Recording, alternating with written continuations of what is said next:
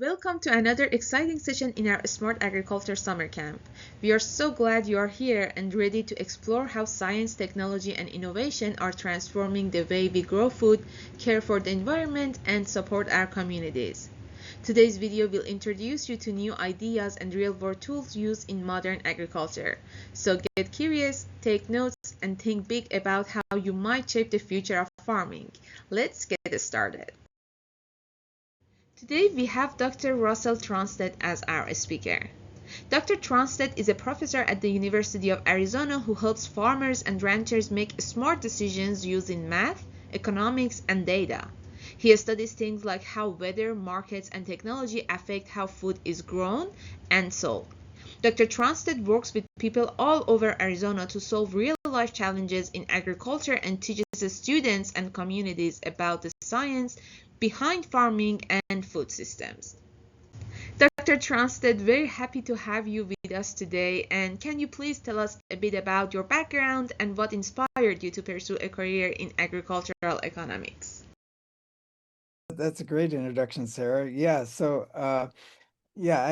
I happened to come to the University of Arizona pretty much straight out of graduate school from the University of Illinois, where I got my PhD in agricultural economics and did actually my dissertation on a stochastic dynamic programming model related to management kind of associated with wheat marketing and production. But I guess one of the better things about my position is I've had the flexibility and the ability to work with students like Sarah when she came through, working, with Dr. Sun and systems and industrial engineering, and as well be able to work on the ground level with producers that are trying to make decisions.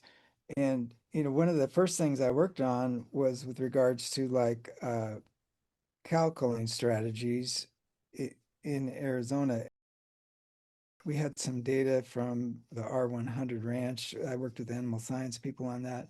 And there we actually utilized the stochastic dynamic programming model to kind of determine, well, what age should I cull these cows at? Because each year you're sequentially getting more. And then also looking at, okay, well, it really matters what the market's telling, right?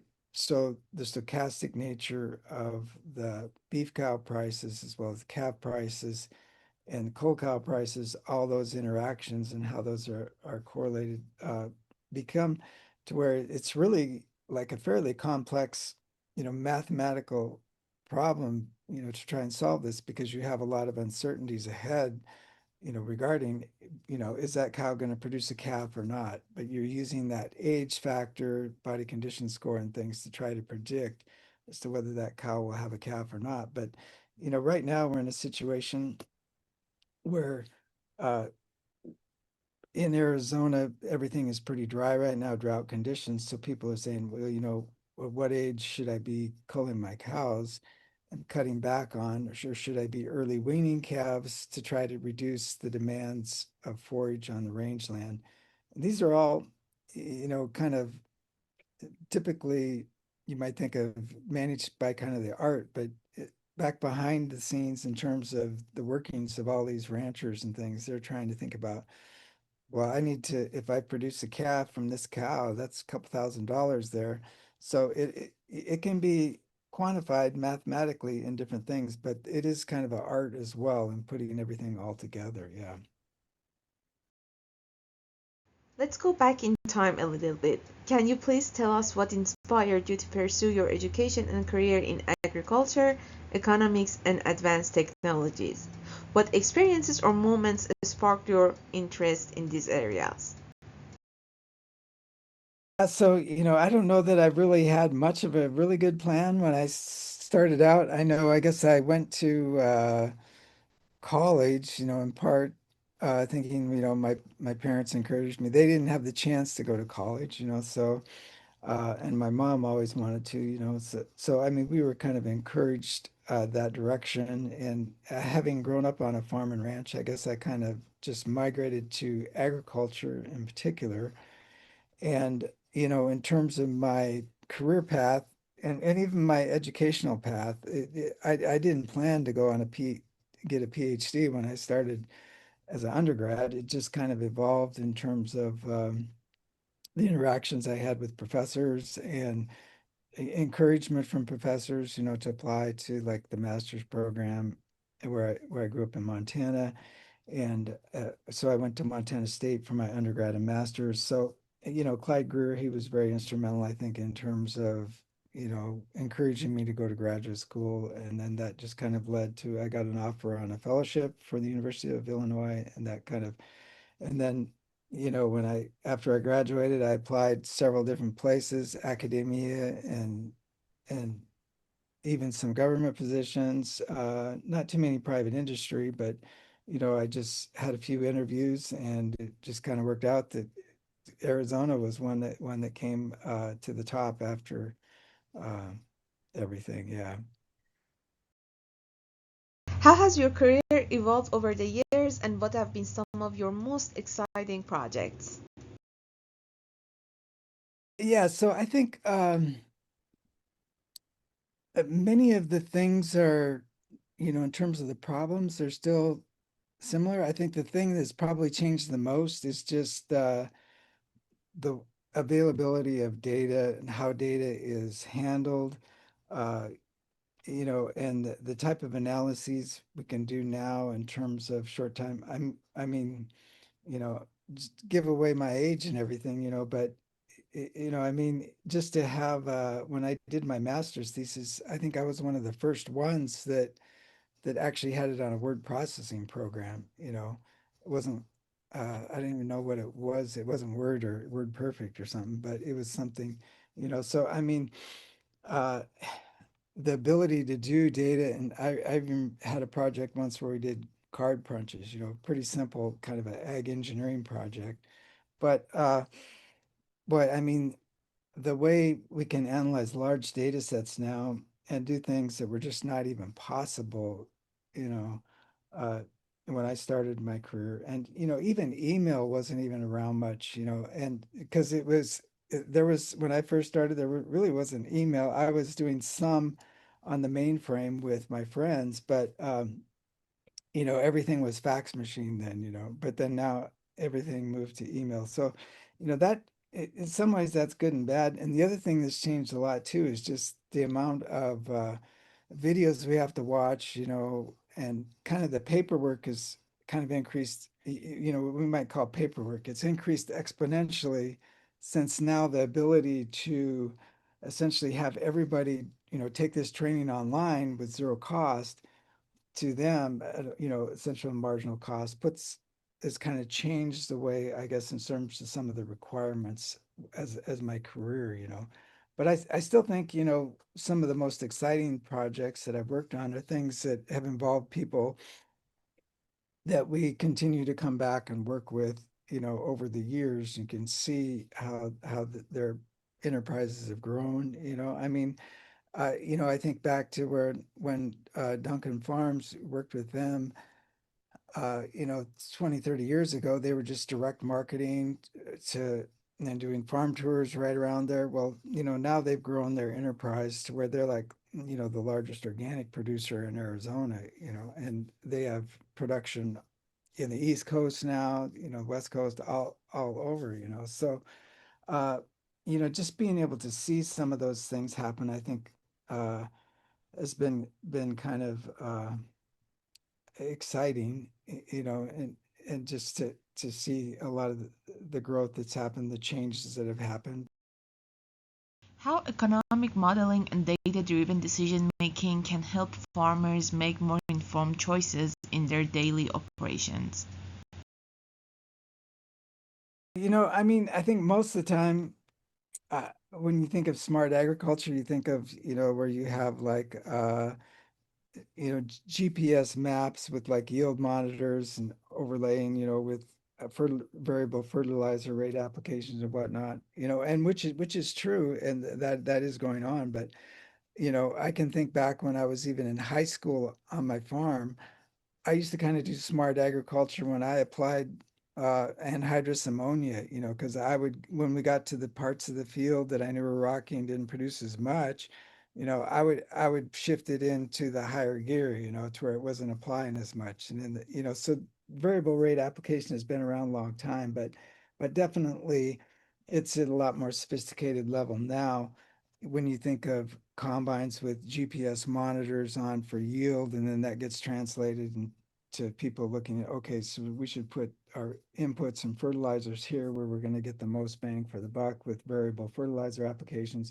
But also, I think on the environmental side, is where we think of, really think that there's going to be a lot more future in terms of smart agriculture, just looking at, okay, because we can actually measure, in terms of everything from water use to fertilizer to chemicals now, in terms of, okay, this much is applied, where's it headed to, downstream, and how do we have to apply it so we make sure we minimize, you know, runoff of fertilizers and different things, So, I mean, I think a lot of growers have been here in Arizona on that.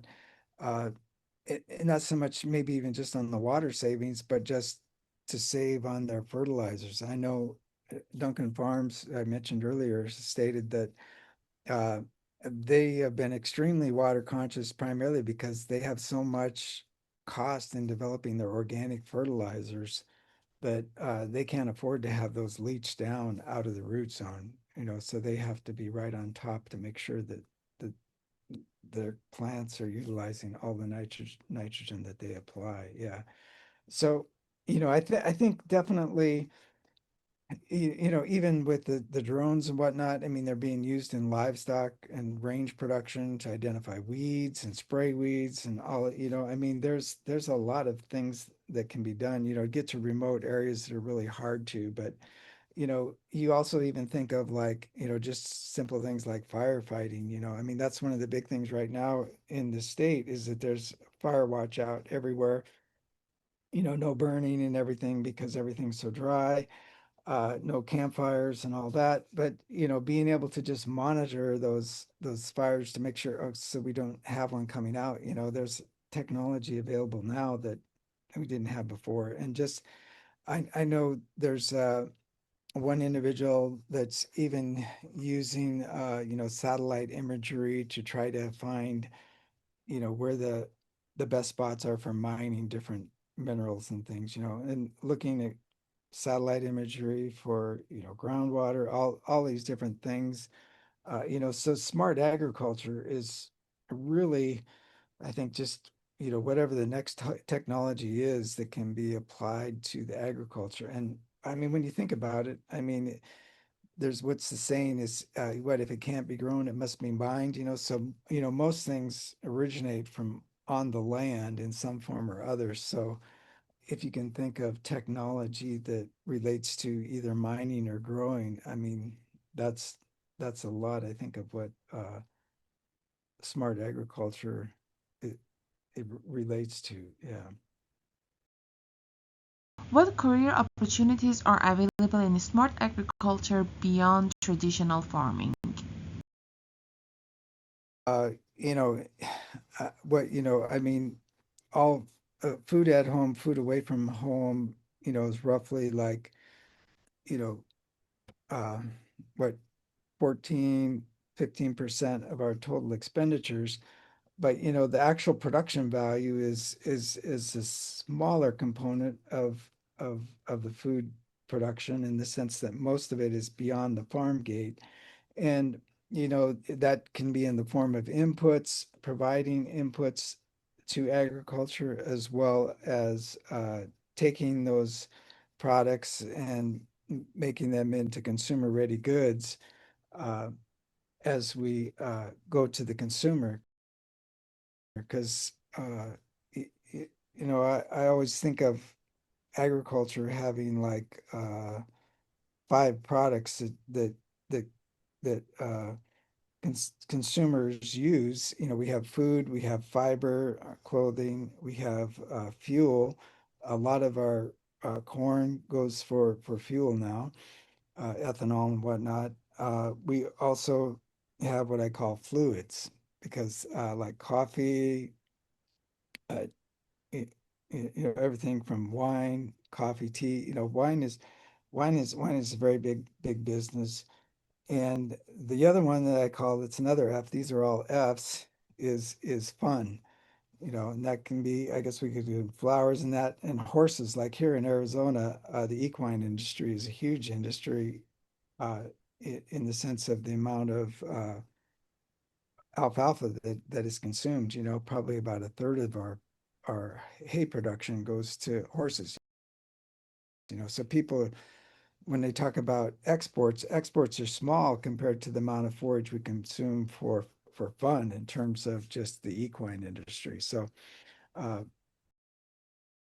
I mean, I think when you think of careers related to agriculture, they get quite broad. I guess it's difficult for most people to be involved in production agriculture just because you probably need a couple $1 million in the bank just as down payment for a lot of farms and ranches.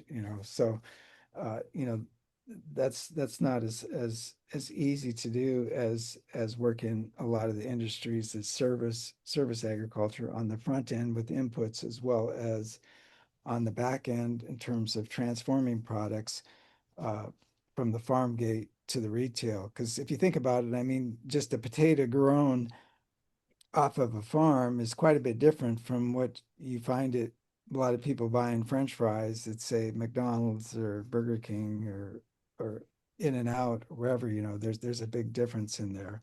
And yeah, there's a lot of careers related to agriculture. Because if you think about even on the environmental side, we are talking about runoff and whatnot.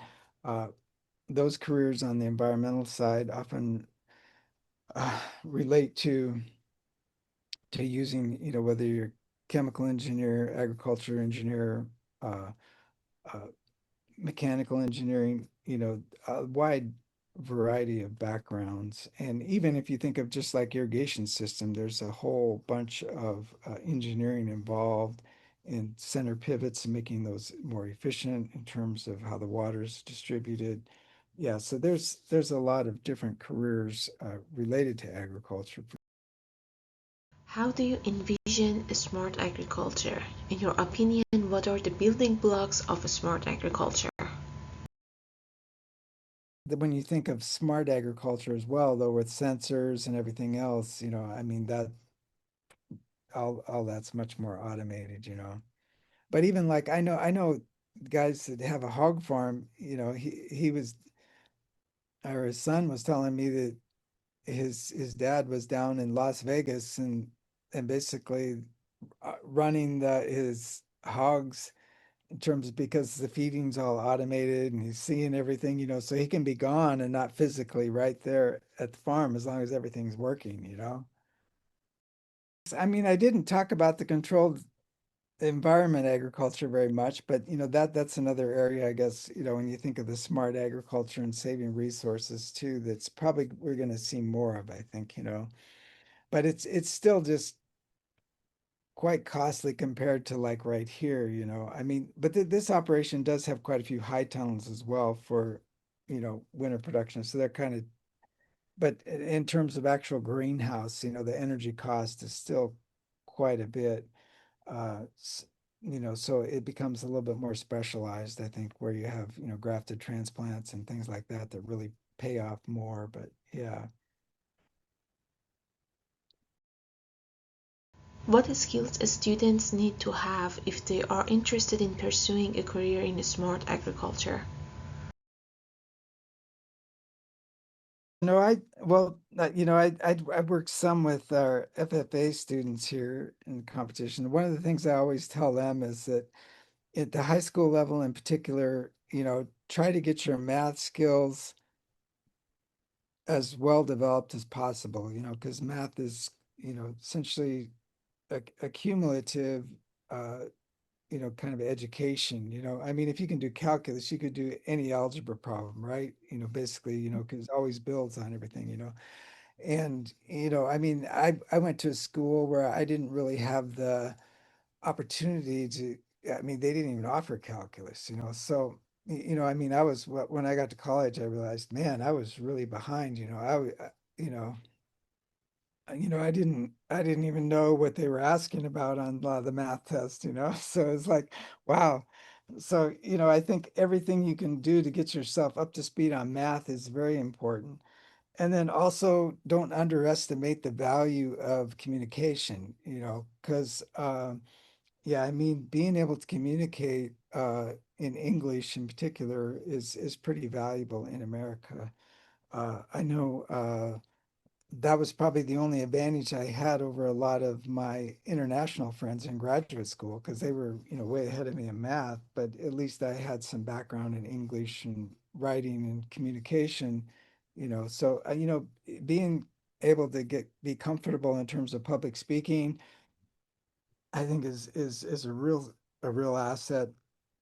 And being able to formulate thoughts quickly on the go, I think is something, those are skills that are pretty valuable to have. You know, you may have everything in your mind in terms of how everything works out, but being able to communicate that is pretty valuable in terms of the opportunities that are out there.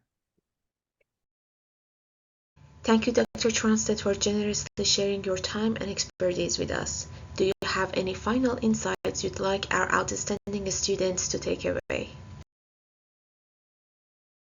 I guess the thing I would probably leave with them the most is that, you know, I mean, whatever situation or position you're in, I think you need to, you know, try to make the best of that and realize that, you know, you're never going to know everything there is to know, but, you know, I mean, you can learn from others, but hopefully you can also, you know, provide some benefit to those that you're dealing with. And I put this screen up in my background here. It's just one of the farms that they're actually, you know, grossing over I think around, you know, $125,000 a year per acre, you know, on this. But they get like 6 to 7 crops of lettuce here, and they sell it, you know, locally at a high value.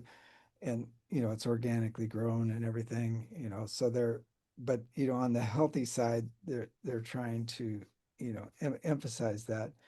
But you know, I think the one thing to realize is that there's a whole range of people that are out there in terms of, you know, from commodity growing of just corn and soybeans and wheat and cattle to kind of the specialized producer like here at Steadfast Farms here.